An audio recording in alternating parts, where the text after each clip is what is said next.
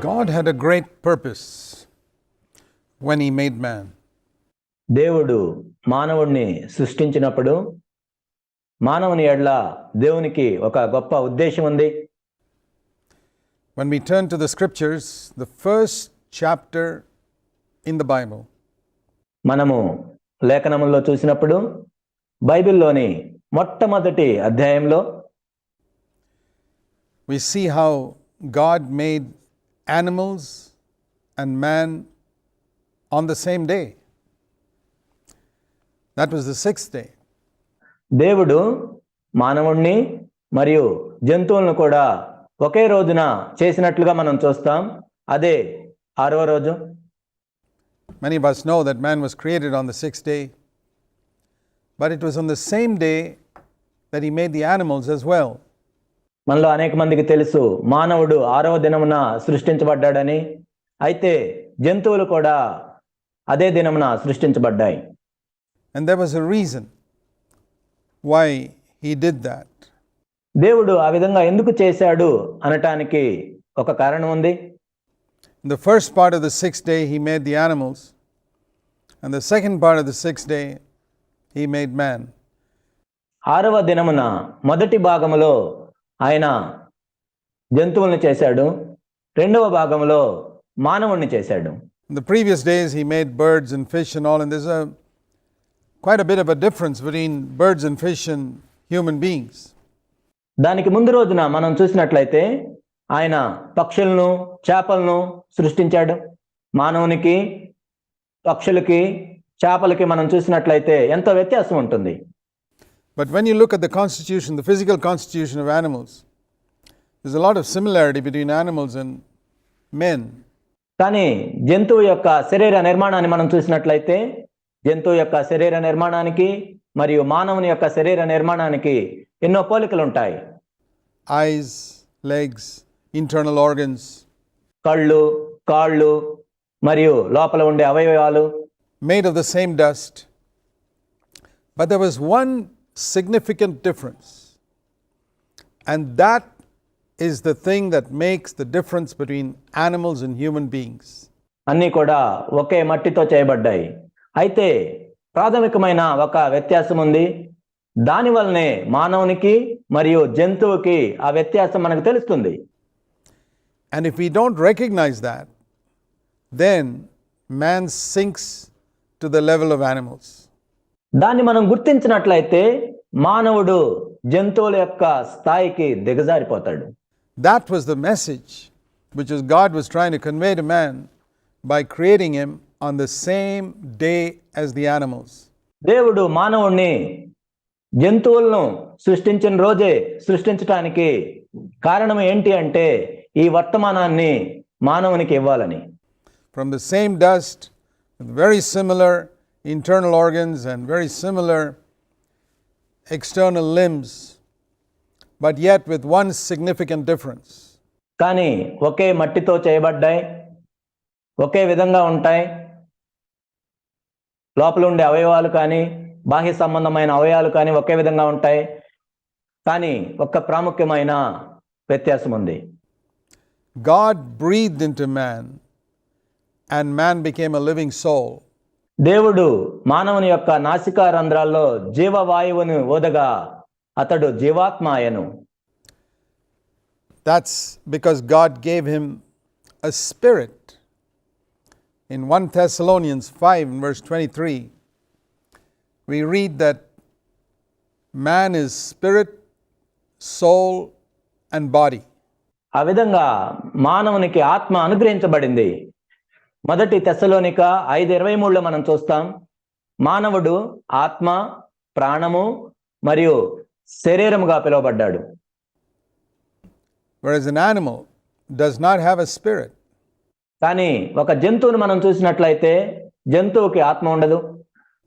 An animal has got a mind, it can think, it's got feelings. You know that dogs have got feelings, just like human beings. But జంతువును మనం చూసినట్లయితే జంతువు కూడా మనసు ఉంటుంది. ఒక కుక్కను మనం చూసినట్లయితే కుక్క కూడా కొన్ని భావాలు ఉంటాయి మనిషి వలె.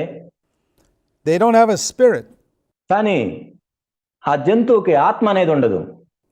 God breathed into man and man got a part of him which animals don't have. దేవుడు మానవుని యొక్క నాసికారంధ్రాల్లో ఊదినప్పుడు ఆత్మ అనుగ్రహించబడింది. ఆ భాగము అనేది జంతువుకు ఉండదు.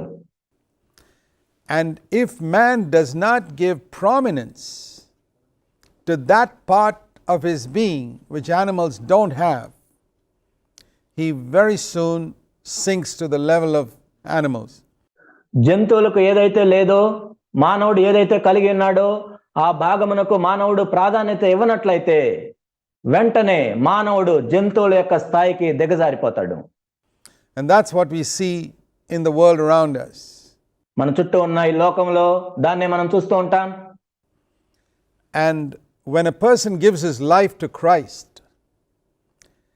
God seeks to bring him back to that place where Adam was when he was created, with the Spirit having preeminence and the most important part in his life before sin came. ఒక వ్యక్తి క్రీస్తునకు తన జీవితాన్ని అర్పించుకున్నప్పుడు, ఆదాము సృష్టించబడినప్పుడు ఆత్మను కలిగి ఉండి ఆత్మ యొక్క ప్రాధాన్యత కలిగి ఉండి ఏ స్థాయిలో ఉన్నాడో మరలా ఆ స్థాయికి దేవుడు తీసుకువస్తాడు. పాపము రాకమునుపు ఆదాము ఏ విధంగా ఉన్నాడో ఆ విధంగా తీసుకువస్తాడు. When sin came, man's spirit died. His contact with God died. ఎప్పుడైతే పాపము ప్రవేశించిందో మానవుని యొక్క ఆత్మ మరణించింది. దేవునితో ఉన్న సంబంధం తెగిపోయింది. And then when man's spirit is dead, he begins to live just like an animal. ఎప్పుడైతే మానవుని యొక్క ఆత్మ మరణించిందో ఒక జంతువు వలె జీవించటం ప్రారంభించాడు. Because that most important part of his being is dead because of sin. ఎందుకంటే మానవునిలో ఉన్న అత్యంత ప్రాముఖ్యమైన ఆ భాగము మరణించింది. పాపాన్ని బట్టి ఆ విధంగా జరిగింది. Christ comes to revive that, to bring life into that spirit. కానీ క్రీస్తు వచ్చి ఆ ఆత్మలో మరలా జీవమును ఉజ్జీవింపజేయటానికి ఆయన వచ్చాడు. And that's what happens when a person is born again, and when God puts his Holy Spirit within man, that innermost part of us gets revived. It becomes alive. It's like a resurrection. ఒక వ్యక్తి తిరిగి జన్మించినప్పుడు అదే జరుగుతుంది.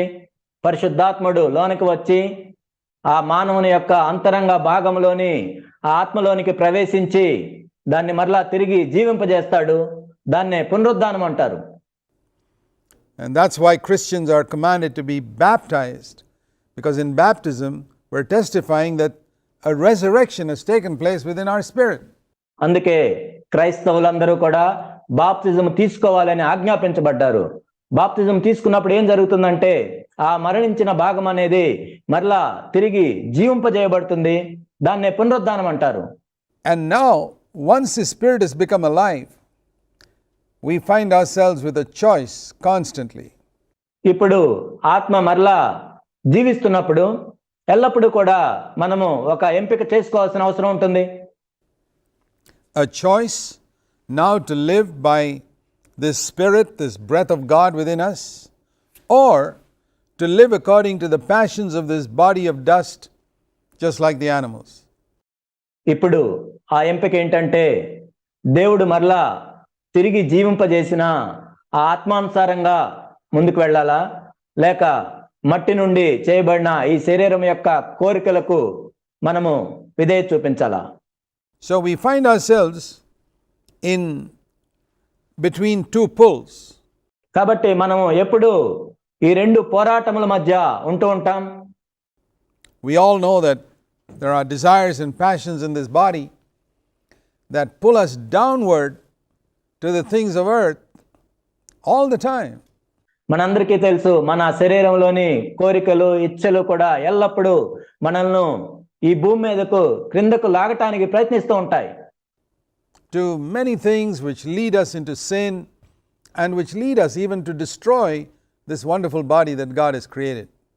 ఇందులో అనేక సంగతులు మనల్ని పాపం చేయనట్లుగా ప్రేరేపిస్తాయి మరియు దేవుడిచ్చిన అద్భుతమైన దేహమును పాడు చేసుకునే విధంగా కూడా అవి ప్రేరేపిస్తాయి. At the same time, when Christ comes into us and we open our beings to God's Holy Spirit, we find another pull within us. And if you're a true Christian, you have experienced that. A pull calling you to overcome these passions and to live for the things that are eternal, for the things of heaven, for the things of God. అదేవిధంగా క్రీస్తు మనలోనికి వచ్చినప్పుడు ఎప్పుడైతే మన హృదయాన్ని పరిశుద్ధాత్మ దేవునికి మనము తెరుస్తామో అప్పుడు మన కోరిక ఏ విధంగా ఉంటుందంటే ఈ శరీర ఇచ్చలను జయించి మనల్ని పైకి లాగే విధంగా ఉంటాయి. ఆ విధంగా మనం నిత్యమైన వాటి కోసం, పరలోకం కోసం, దేవుని యొక్క రాజ్యం కోసం మనం జీవించే విధంగా చేస్తాయి. No animal ever feels that pull. ఏ జంతువులో కూడా ఈ విధంగా పైకి లాగబడే శక్తి అనేది ఉండదు.